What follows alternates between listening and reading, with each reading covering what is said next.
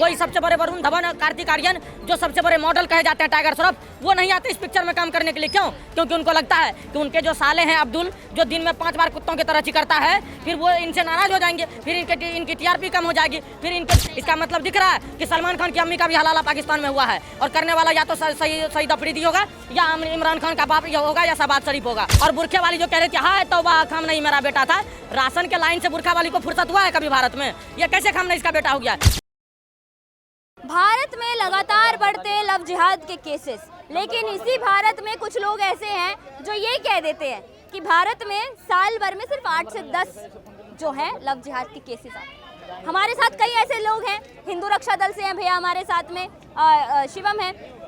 ये लोग जो है लव जिहाद के केसेस रोज पकड़ते हैं, लेकिन फिर भी कह दिया जाता है कि केरला स्टोरी 2 अगर आती है तो वो प्रोपेगेंडा है। क्या कहेंगे शिवम जी इस पे? प्रोपेगेंडा मूवी है ये भी। देखिए, द केरला स्टोरी उस लड़कियों की सच्चाई है जिनके साथ लव जिहाद हुआ, जिनके साथ पहले उनको प्रेम जाल में फंसाया गया, उसके बाद उनको धर्मांतरण करने पर फोर्स किया गया, उसके बाद गौ मांस खिलाए गए, उनके बाद जब ये चीज़ें नहीं मानी तो उनको कमरे में कैद कर दिया गया, उनको मौत के घर उतार दिया गया, इसीलिए क्योंकि उसने मजहब को कबूल नहीं करा, उसने इस्लाम कबूल नहीं करा। और इस चीज़ों को अगर पर्दे पर कोई दिखाने का हिम्मत कर रहा है तो आप उसको प्रोपेगेंडा बता रहे हैं। इस देश का दुर्भाग्य है कि ऐसी वास्तविकता को अगर कोई पर्दे पर दिखा रहा है और उसमें कोई इस देश का बड़ा बड़ा खान गैंग, पठान गैंग नहीं आ रहा है सामने, कोई सबसे बड़े वरुण धवन, कार्तिक आर्यन जो सबसे बड़े मॉडल कहे जाते हैं टाइगर श्रॉफ, वो नहीं आते इस पिक्चर में काम करने के लिए। क्यों? क्योंकि उनको लगता है कि उनके जो साले हैं अब्दुल, जो दिन में 5 बार कुत्तों की तरह चिकरता है, फिर वो इनसे नाराज हो जाएंगे, फिर इनकी टीआरपी कम हो जाएगी, फिर इनके जो नालायक अब्बा बैठे हुए पाकिस्तान से लेकर अफगानिस्तान तक, ये सारे फिर आएंगे नहीं इनके समर्थन में,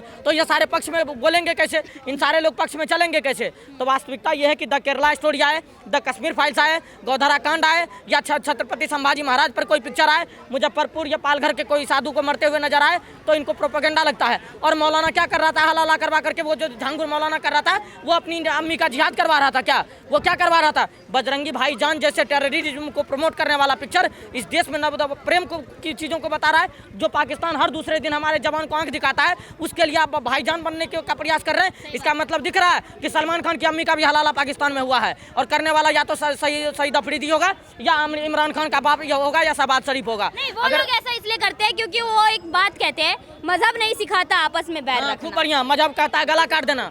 मजहब कहता है कि अगर कोई इस्लाम की सच्चाई बोले एक्स मुस्लिम सलीम वास्तिक जी, तो उनका गला रेत देना, उन पे चाकू चला देना। मजहब सिखाता है तो उन्होंने तो नबी की शान में गुस्ताखी की। औरतों को खेती बताओ। मैं कह रहा हूँ उस दल्ले का नाम के नाम पर अगर इस देश में इस्लाम औरतों के साथ हलाला हो रहा है, अगर उनके साथ हिंदू बहन बेटियों के साथ लव जिहाद हो रहा है, इस देश में लाखों लोग मारे जा रहे हैं, पूरे विश्व में अशांति फैली हुई है, पूरे विश्व में अशांति फैली हुई है, पाकिस्तान भूखा नंगा मर रहा है, ईरान को इजराइल पड़ रहा है, तो वो दल्ला था कि जीबी रोड पे बैठा हुआ दल्ला था, उसको आना चाहिए सामने।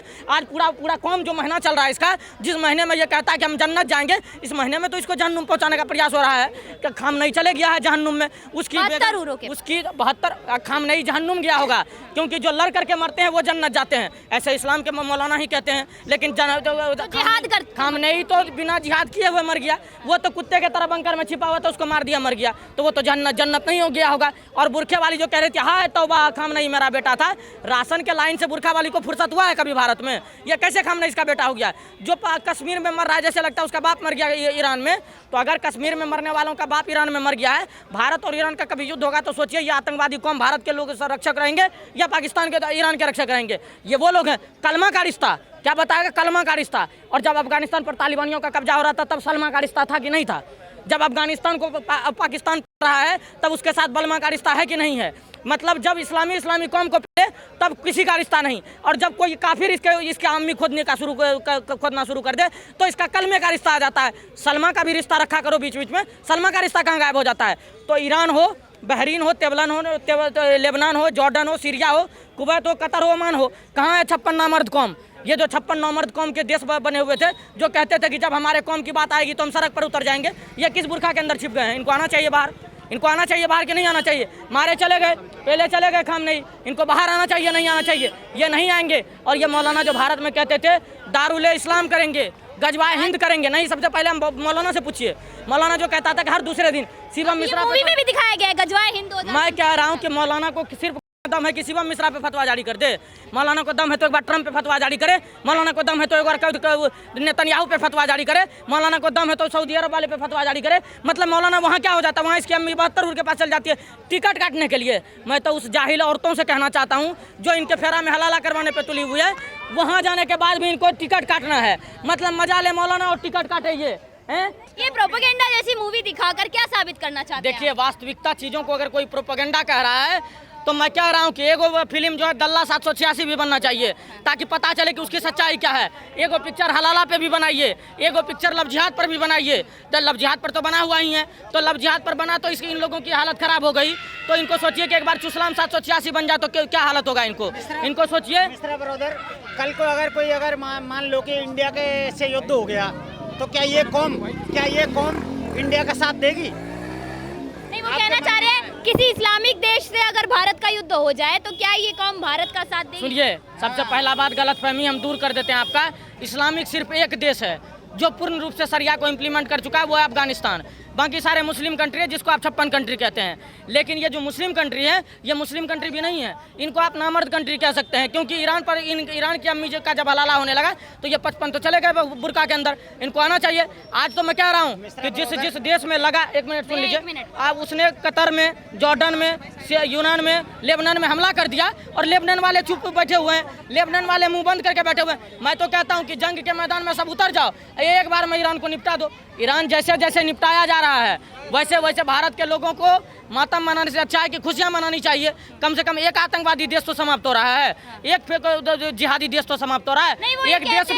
एक देश में आप सोचिए, ईरान में खामनेई मर रहा है तो वहाँ की महिलाएं जश्न मना रही है, वहाँ के लोग जश्न मना रहे हैं। और नेतन्याहू काका को तो सोचिए थोड़ा सा, वो तो इनको कब्र खोदने भी नहीं दे रहे हैं।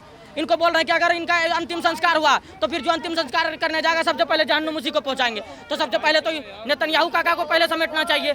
ये सारे जितने आतंकी और जिहादी लोग हैं जो भारत के अंदर नफरत और दंगा फैलाने का काम करते हैं, जिनको सिर्फ रामनवमी पर पत्थरबाजी करनी है, जिसने सिर्फ लव जिहाद को प्रोपेगेंडा बताना है, उन सारे मौलाना का अम्मी का हलाला हुआ पाकिस्तान क्यों अफगानिस्तान में जा रहा है? मतलब रमजान में कलमा का रिश्ता सिर्फ ईरान से है या कलमा का रिश्ता अफगानिस्तान और तालिबान और पाकिस्तान से भी है? ये सारे लोग भी तो लड़ रहे हैं आपस में। अंतिम सवाल, केरला स्टोरी 2 देखी अभी आपने, मूवी में दिखाया गया है किस तरीके से हिंदू लड़कियों को टारगेट किया जाता है, ब्राह्मण लड़कियों का रेट लगाया जाता है, क्षत्रिय लड़कियों का रेट लगाया जाता है। उस पे आप क्या कहना चाहेंगे? इसमें हिंदुओं की कमी है या इस्लाम की तालीम ऐसी दी गई? देखिए, इसमें सभ्यता, संस्कृति और परंपरा की कमी है। जो हिंदू बहन बेटियों को उनके माता पिता के द्वारा नहीं दिया जाता है, इनको मॉडर्न बनने के लिए भेज देता है। मॉडर्न के चक्कर में वे वेस्टर्निटी को फॉलो करने लगते हैं। फिर वो क्या करते हैं, उनके चक्कर में ये लव जिहाद के, क्योंकि प्रेम हो जाएगा। फिर कोई अब्दुल और सलीम आप जिस तरीके से अभी देख के आए थे केरला स्टोरी, फिर प्रेम होगा, इस प्रेम के आड़ में फिर जिहाद हो जाएगा। फिर आप गौमांस ठूस ठूस के खाइए, नहीं खाइएगा तो आत्महत्या कर लीजिए। तो द केरला स्टोरी एक बार सबको देखनी चाहिए। मैं कह रहा हूँ कि भारत के अंदर हर उस युवा युवतियों को देखनी चाहिए जिनको लगता है कि प्रेम से ऊपर कुछ नहीं होता है, धर्म से ऊपर कुछ नहीं हो सकता है, मर्यादा से ऊपर कुछ नहीं हो सकता, सभ्यता संस्कृति के ऊपर कुछ नहीं हो सकता है। वरना ये जिहादी भी खुद को शांति दूत कहते हैं। इनकी जो हलाला को समर्थन करते हैं, जो जीबी रोड खोल के रखे हैं हर दूसरे गली में, ये कहते हैं कि हम शांति कौम है। ये शांति कौम नहीं है, ये अशांति कौम है। और ऐसे लोगों को, ऐसे लोग, द केरला स्टोरी, एक मिनट जाइए, द केरला स्टोरी वास्तविकता है। भारत की हर हिंदू बहन बेटियों को देखनी चाहिए। और भारत के अंदर द केरला स्टोरी में कोई भी चीज़ें प्रोपेगेंडा नहीं है, सारी चीज़ें वास्तविकता है, सबको देखनी चाहिए। और जो भी इनका विरोध कर रहा है, विरोध करने के बाद भी the Kerala story picture cinema hall में लगी थी, द केरला स्टोरी 2 भी लग गई, द कश्मीर फाइल्स भी लग गई और सारे सुपर डुपर हिट हो गई। तो इसका मतलब यह है कि भारत की जेन जी पहली बार वास्तविकता को अपनाने के लिए तैयार है। भारत के जेन जी पहली बार बजरंगी भाईजान को बायकॉट करके वास्तविकता को अपनाने के लिए तैयार है। तो भारत के जेन जी का पूर्ण समर्थन है। बाकी एक बार द केरला स्टोरी जरूर देखनी चाहिए।